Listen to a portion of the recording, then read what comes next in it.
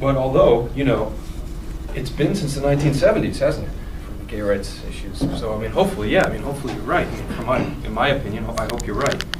But yeah, how much time, you know? Yeah, well, Starsky, yeah. Yeah, I think that like leaving things up to referendum is just ignorance on the part of our government, because as someone mentioned before, when the general public decides to vote on something, they're not citing the Constitution, they're not citing previous case law.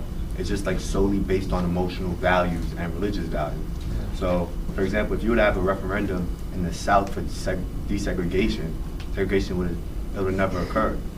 So just leaving things up to referendum is somewhat counterproductive to actually getting things done.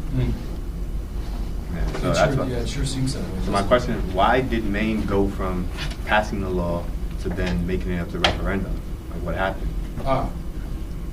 Well, and I hope I get this right,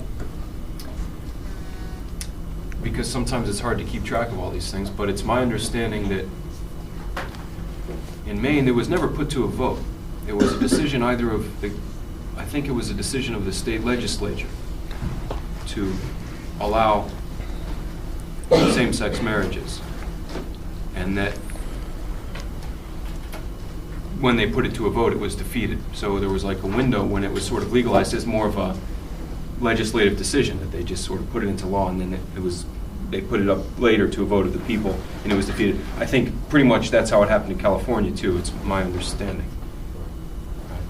Yeah, also I don't understand, like, why do we put certain things up to referendum and certain things we don't? Because if we just want the public to vote on every single law, then we would never get anything done.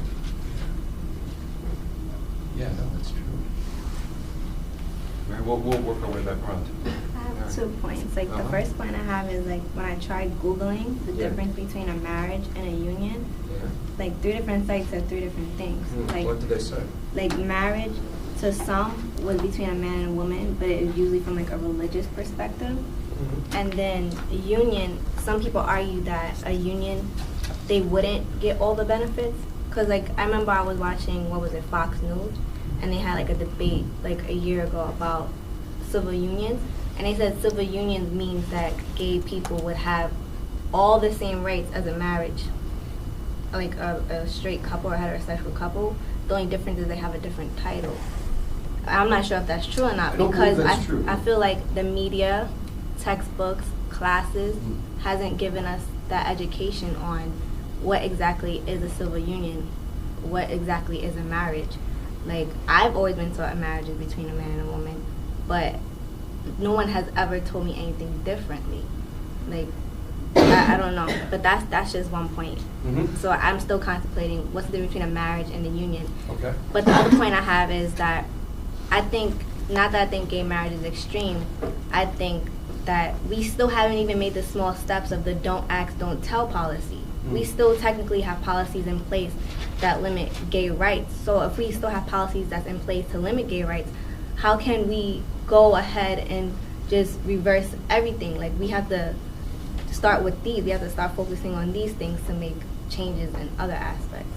And I think this is a very complex issue for America, because I feel like our society was based on faith, whether it is Judaism, Christianity, Islam, etc. It's that this nation of believing in something, and I think unfortunately atheism is shamed upon by this society, and it is political suicide to admit that you feel opposed to maybe mentioning God.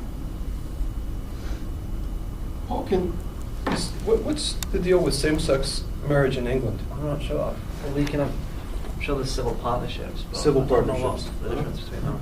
Well, I know in the United States, I mean, one of the main differences is that the civil unions, it's my understanding, and maybe you guys know more about it than I do, but it's my understanding that one of the main differences between a civil union and a marriage is that civil unions are only recognized by the particular state that they're granted in.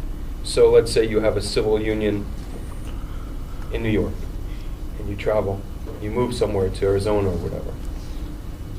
You don't have a legal relationship to your partner. Right? So it's only within the state that you're in. I think that's one big thing. You know, whereas a marriage is recognized not even just at the federal level, but even internationally.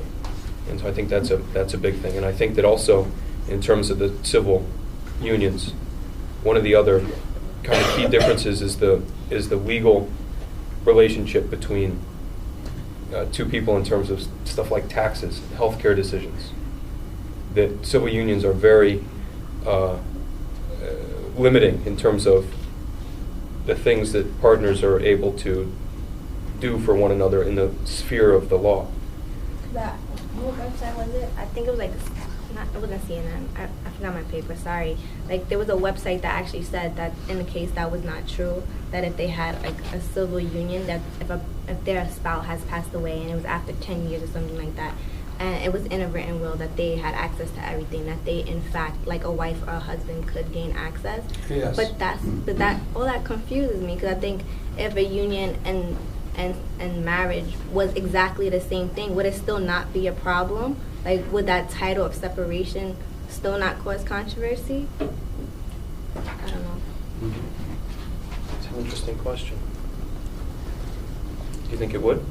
I don't think gays would be happy with just being called a civil union, because they go, if we're exactly the same thing, why can't we have the exact title? But I'm thinking from a political sense, if I was a politician, I'd be nervous to, like, once again, we have ties to faith, we have ties to the church, we walk up the staircase to a courthouse, and God we trust. Like, that's undoing years of history.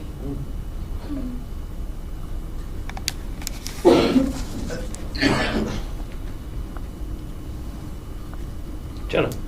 Well, I actually found a website. It was dosomething.org. Okay. And it said, like, it started off with a question, why are civil unions not enough for gay rights activists? And it said that the federal government accords 1,138 benefits and responsibilities based on marital status that it doesn't accord the civil union. Oh, okay. And it only cited a couple, and those were unpaid leave to care for ill spouses, Social Security survivor benefits, and spousal benefits, and the right not to testify against one's spouse in court. Huh.